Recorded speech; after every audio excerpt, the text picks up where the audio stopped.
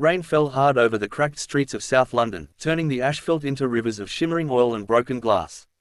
The neon sign of the Avalon, once glowing proudly above the busiest nightclub in the borough, now flickered weakly through a curtain of smoke. The sound of fire tearing through the building roared over the distant wail of sirens. The night smelled of gasoline and betrayal. Jack Doyle stood at the edge of the chaos, his black leather jacket soaked through, his jaw clenched as he watched everything he'd built burn to the ground. He was a man carved from stone, every scar on his face a reminder of a life spent in the shadows of London's underworld. For years, he had fought to crawl out of it, to build something that wasn't soaked in blood. The Avalon was supposed to be his redemption. A clean business. A second chance. Now it was nothing but ash. Police lights flashed blue and red against the slick pavement, painting the rain with color as the fire brigade shouted orders. Jack didn't move. He couldn't. His eyes were locked on the inferno, his reflection caught in every window that shattered under the heat. He could hear the echoes of laughter and music, ghosts of nights when the club was alive, when people danced and believed they were safe. But there was no safety in this part of the city, not for men like him. A low rumble grew louder as a black SUV turned the corner and slowed beside him. Its tinted windows rolled down halfway, revealing nothing but darkness inside. Jack's hand instinctively went to the inside of his coat where a pistol used to rest. Old habits never died. A man's voice drifted from the shadows inside the car, calm but heavy with threat. "You should have stayed retired, Doyle." The moment hung in the air like the pause before a lightning strike. Then the SUV's muzzle flashes erupted, splitting the night with thunder. Jack dove behind a burnt-out taxi as bullets shredded the street. Glass rained down like glittering snow, sparks jumping from metal. He rolled to one knee, scanning through the smoke, his pulse steady. He'd been shot at before, too many times to panic now. The SUV roared off, tires screaming, leaving nothing but gunpowder and echoes. Jack stayed crouched for a few seconds, his breath visible in the cold air. He touched the back of his neck, warm blood. A graze. Nothing more. He wiped it away and stood slowly, eyes following the taillights disappearing into the fog. Whoever sent him knew exactly where to find him.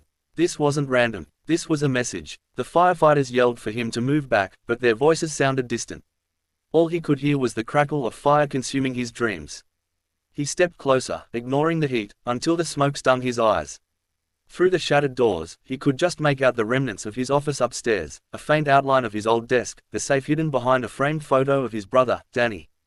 Danny's face flashed in his memory, young, angry, and gone too soon. Jack clenched his fists until his knuckles turned white. He had promised himself he was done with violence. That he'd buried the man who once ruled these streets with fear. But the city had a way of pulling men like him back in, dragging them down into the dirt no matter how far they tried to climb. He turned his back on the fire and walked into the rain. Water streamed down his face, mixing with the smoke and blood.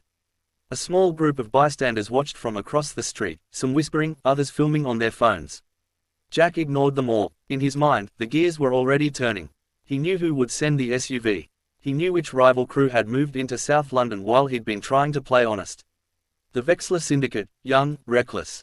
Desperate to prove themselves. They wanted to make a statement. Burning the Avalon was their way of saying Jack Doyle was finished. But Jack wasn't finished. Not yet. He paused at the corner, the glow of the fire lighting the puddles around him. His reflection looked back, older, harder, colder than ever before. Behind him, the nightclub collapsed with a groan, sending a shower of sparks into the night sky. Jack didn't flinch. He just muttered under his breath, a voice too low for anyone to hear.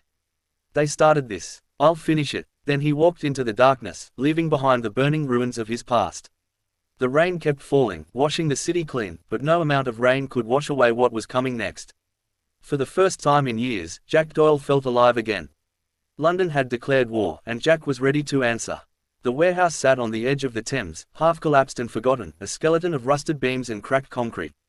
Inside, the air was thick with dust and smoke from a small fire burning in an oil drum. The orange light flickered across the walls, casting long, shifting shadows that seemed alive. The rain outside had become a dull hiss, steady and relentless. It was well past midnight, and London was asleep, all except one man. Jack Doyle sat alone at a metal table in the center of the room. The table was old, covered in scratches, burn marks, and dried blood from another lifetime. Spread across it was a map of London, wrinkled and torn, marked with red X's, each one a gang warehouse, a safe house, a name on his list. In front of him, an open duffel bag filled with guns and ammunition. He moved methodically, loading magazines, checking chambers, laying each weapon down with a soldier's precision. His knuckles were split and raw. A thin line of dried blood traced his jaw from the night before. He hadn't slept, couldn't. Every time he closed his eyes, he saw the Avalon burning, saw his brother's face in the flames, the way it had been years ago before everything went to hell. Danny had been the better man, the one who believed there was still a way out. He'd died trying to protect Jack from the life that had swallowed them both. Jack took a deep breath, lit a cigarette, and stared at Danny's old photo lying on the table. The corners were burned, the image faded, two brothers standing outside a boxing gym, smiling like the world hadn't turned dark yet. Jack exhaled a stream of smoke, watching it curl into the cold air. "You were right, little brother," he muttered quietly. "You can't outrun who you are." He crushed the cigarette against the metal table and stood, the sound of his boots echoing in the emptiness. From a nearby shelf, he pulled down a small wooden box, opened it, and revealed a collection of items: an old police badge, a knife with initials carved into the handle, and a bullet, flattened, scarred, the one that had nearly killed him years ago. Tokens of a life that refused to die. Jack picked up the knife, ran his thumb over the initials, and slipped it into his belt. Then he grabbed the pistol from the table, loaded it with a sharp, mechanical click, and tucked it under his coat. The motions were muscle memory, rehearsed 1,000 times in another life. The sound of thunder rolled outside. Somewhere in the distance, a car engine echoed under the bridges, maybe a patrol, maybe worse. Jack walked toward the large broken window that overlooked the river. The skyline shimmered through the mist, the towers of London glowing faintly, hiding the rot beneath the beauty. He could see small bursts of light in the far distance, explosions, maybe gunfire. The city was already at war. He reached into his coat pocket and pulled out a silver lighter, engraved with the initials. JD. He flicked it open and stared at the flame for a long time before tossing it toward the table. The flame caught the edge of the map, spreading quickly across the paper. The red X's curled and burned, smoke twisting toward the ceiling. Jack didn't flinch. He turned back toward the door, voice low, gravel roughened by age and rage.